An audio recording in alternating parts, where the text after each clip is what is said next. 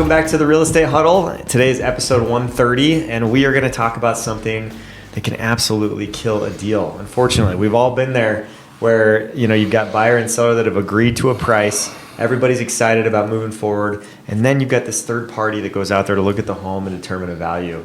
And what a lot of people don't realize is lenders determine their valuation of a home based off the appraised value, not the purchase price. And so if that, let's say a home's $600,000 is the price that you've agreed to, that appraisal comes back at $575, we've got a gap that we have to cover for that deal to move forward because the lender sees that value now as $575. That can be a problem that can throw deals sideways. So today we're going to talk about that, and it's something that it is never fun whenever it happens, but it can be kind of a good thing if you're a buyer, and it works out to your benefit. So let's talk through this, guys, and talk about why sometimes it happens where it comes in low. Yeah. So some of the possible causes of an appraisal coming in low are rapidly rising markets where comparable sales haven't caught up yet. There's also a lack of recent comparable sales, and then unique properties that are difficult to compare to other properties, appraiser conservatism, and overpricing in the initial offer, which I think that's the most common. Yeah, definitely.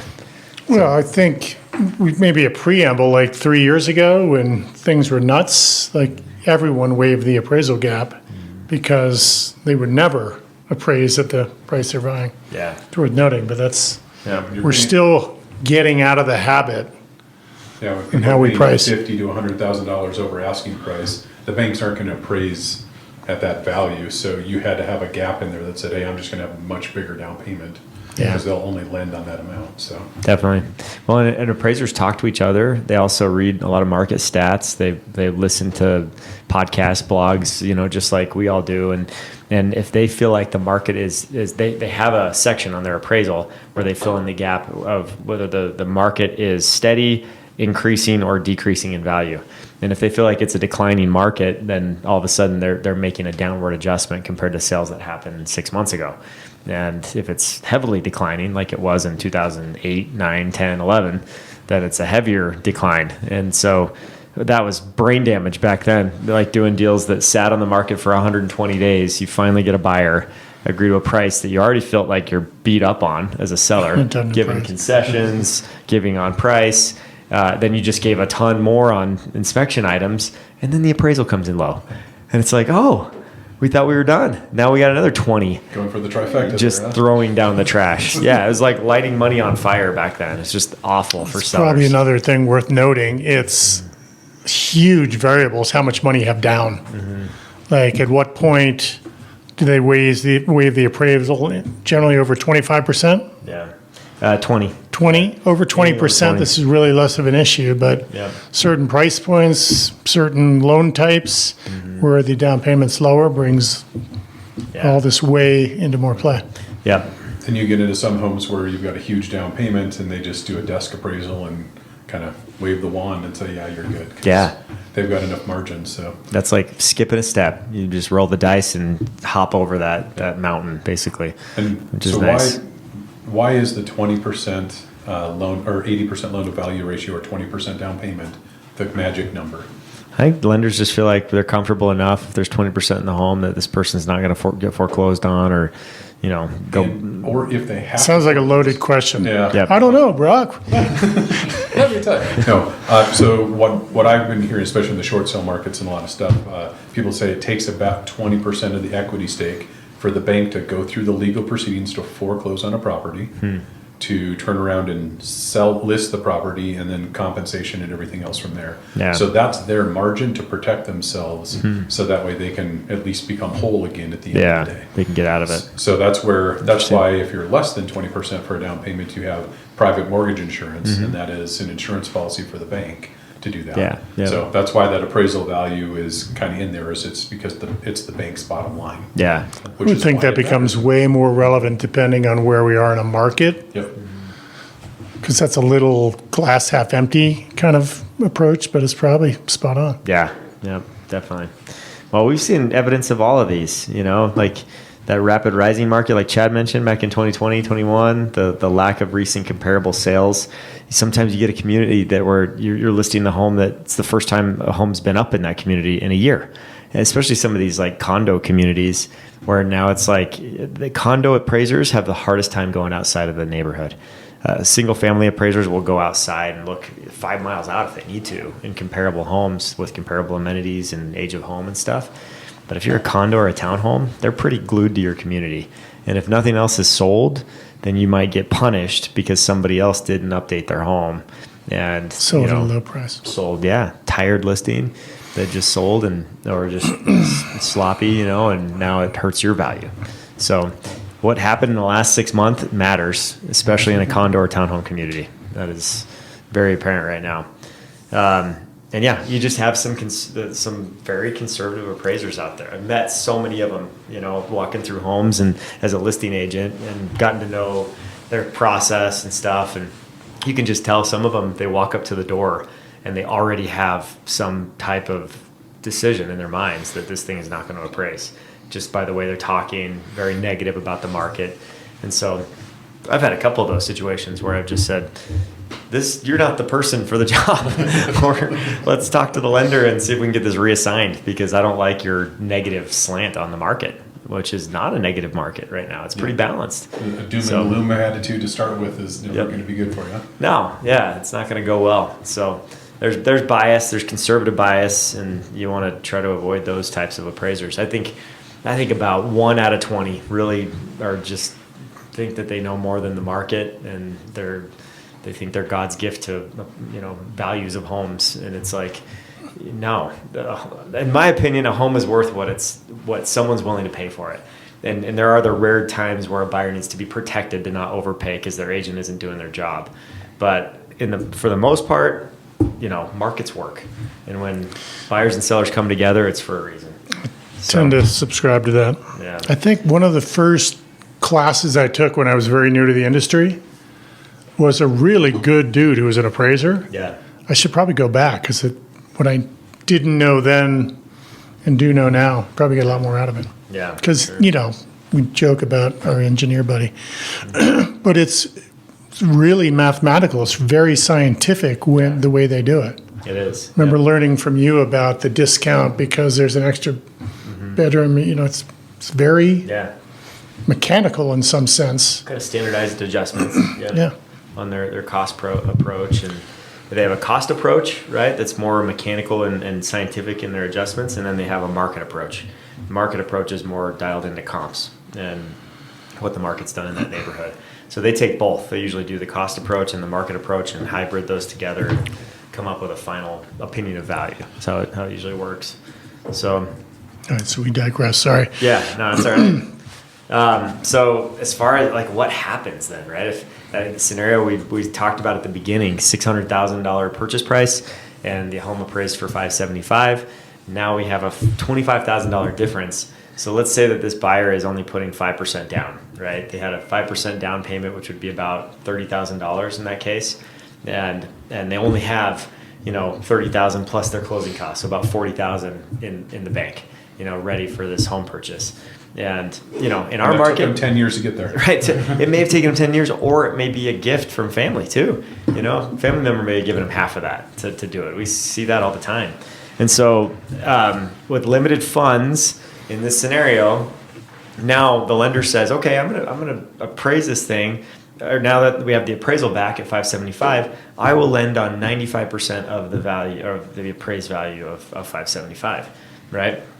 So 95% ends up giving the buyer the similar down payment, but now we got this gap where they're short, $25,000 from where they were before, and so they have to here's the options. They can make up the difference in cash. The seller could come down in price, or they meet in the middle somewhere. Seller comes down a little and they come up in cash a little bit, but the lender is pretty much stuck on what they can lend at that point. And there are a few variations to that. If it's FHA or if it's conventional, then there's a little bit of a difference there. And we can talk about that a little bit more later. Yeah, don't spoil it. Well, think about it. In the market, we talked a lot about when it was a buyer's market last fall, et cetera. Like, this can be a very hard situation, Yeah. but that's pretty black and white. We can't do the deal as it is. Yeah. So that is lower the price, we can make this happen. Yeah. And depending on the market, if the seller values it enough, that's a potential option we can get. Yeah. Definitely. Yeah, we've seen it happen twice this year where we've gotten the appraised value down 40,000 in one case and 55,000 in another case, and it benefited the buyer in a big way because the seller they were a week or two from closing, and they're like, we have to get this done because we're buying another house, so I guess we have no choice other than to come down on price. And our buyer insisted, dug his heels, and said, no, we're not doing this. Not going up. And by the way, we still want our concessions. We still want our closing costs paid for. And so that's another thing, right? Is that doesn't factor into the deal. It's not the net value. When it appraises for $575, that needs to be the purchase price, right? Or The list, the Yeah. contract price, and then the concessions are Yep. below that. taken off of that still. So. Yeah. So, anyways, hope that makes sense. But it obviously depends on market conditions big time. I mean, if you're in a seller's market, then yeah, buyers may just forego and say, hey, we'll make it happen. We'll get a bigger gift from family to make this house work for us because there's nothing on the market. Yeah, if it's a seller's market and they've got, they had 50 showings in their opening weekend, Yep. obviously they're not gonna, they've got multiple options sitting, on standby. Yep. But if you've got one showing in 3 months, it's really hard to get that buyer, so they're absolutely. probably more willing, so it's just that leverage there. It sounds like such a hard bridge to cross, but if the market's in your favor as a buyer, this is plan A. Easiest thing we could do in this situation is get them to lower their price, Yeah. and we're back whole. Yep, absolutely. Yeah, and if there's competing offers, that helps a lot to just justify the value even more. So, but renegotiating the price isn't the only option. So sometimes buyers just decide to cover it, and that's more in those sellers markets that happens. I think that's where the situations here, if you've got cash, this maybe it's a higher priced home, maybe it's not 600, it's 800, and they've got a lot of money down. This is a situation where if you can find the cash, we as the buyer, we cover it. And if you're putting 30% down and you go to 27% down, like that it doesn't really impact you because you're still able to. Yeah, I'm trying to find the right realistic example because why didn't we already have 20% down, which you just said is the magic? Maybe they're planning for the renovations down the road, so they have it. It wasn't in the deal. Yeah, that's where having larger down payment gives you more flexibility to make the deal work. Yes. But So if money's not the problem, you really want it, the emotion can kind of kick in. Yeah. If you really there's nothing out there, I got to figure this out because I already sold my house, I got to be et cetera. There's got a lot of other reasons. the movers are hired. Yeah. Anyway, so this is when you have the cash, if you can buy yourself out of this pain, great. Not everyone can do that. Yeah. Yeah. So some of the other options that you can go through with is seller provide more concessions to try and close that gap between that. So you can do that. You can increase the down payment as we've kind of talked about. You can dispute the appraisal. FHA appraisal sticks with the house for 6 months. So they would have to eliminate anybody buying an FHA mortgage and go to someone who's doing a conventional mortgage if you're the seller and Or accept that previous or value. accept it, right? If the seller's unwilling to change, they got to realize that that's a black mark on their property for 6 months. So anybody who's doing FHA, conventional, you can just order a second appraisal and have it reevaluated, and hopefully they'll have better results at that time. So What do you do when you have two appraised values? Is it the average or just the highest? I don't know the answer. It's you take the one that's this. I mean, yeah, that's true. If the second one comes in low, you'd stick with the first one. Yeah, if it's conventional. So you pick the higher. Yep. I think it's worth noting that because we went through this FHA loan, like there are limitations on the percentage of the asking price that you can ask back for in concessions. So there's limitations, Yep. 6% for FHA, it's less than that for traditional? Yeah. Anyway, So- my only point is you can't always solve it with concessions. Well, concessions, yeah, they aren't purchase price, so concessions, provides concessions, which I would say is lowering the price is their concession. Okay. So instead of, but that's really kind of the best case scenario on a buy side is that the seller lowers the price to the appraised value and they just accept it and move on. Yeah. So on the sell side, if you've got merit to go through that and your listing appointment or listing agent was working the deal properly and you've got comps that justify it, they should have been there working with the appraiser and trying to, balance that out, and that's where they could go contest it. Yeah. So, Yeah, and it's funny because like this report paid for by the buyer, it is the buyer's report. It's their property basically, right? Intellectual property. And so the listing agent, whenever you find out about an appraisal coming in low, you immediately go straight to guns, right? And you try to like dispute the appraisal.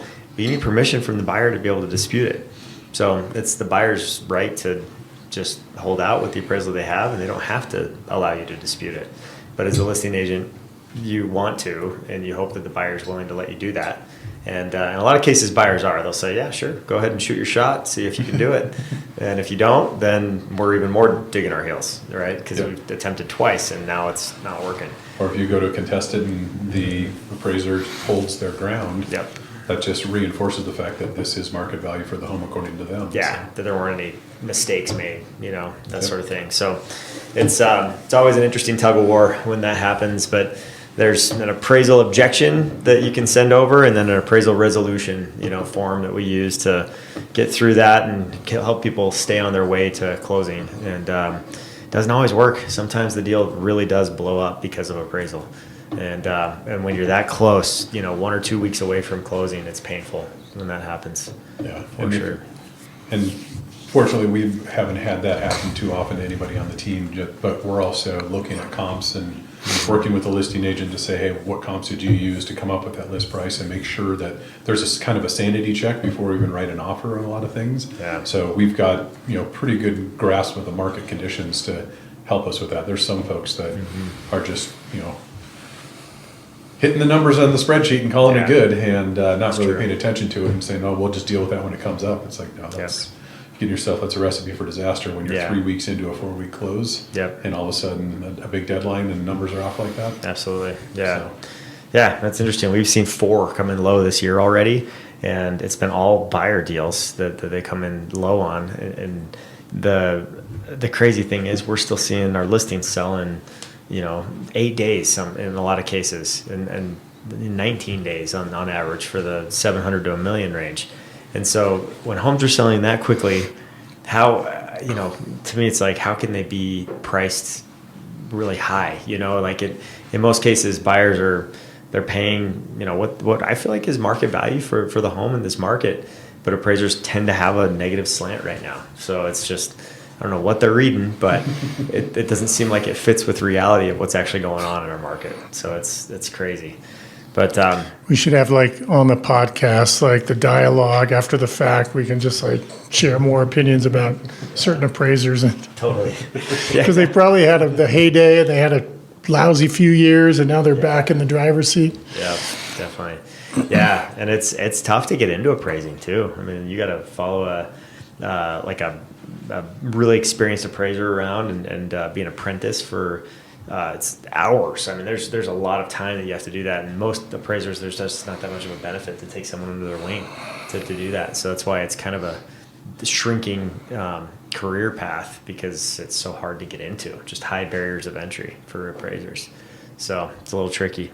But to recap, that's what we're seeing here is that this is happening more and more now, and that's why we're addressing it. That's why we're talking about it. But whenever that contract price does not get the appraised price, and the appraised price comes in low, doesn't necessarily mean that the deal is over. Buyer and seller can strategize. They've got several options, including renegotiating the price, bringing more money to the table, getting creative with the structure of the loan.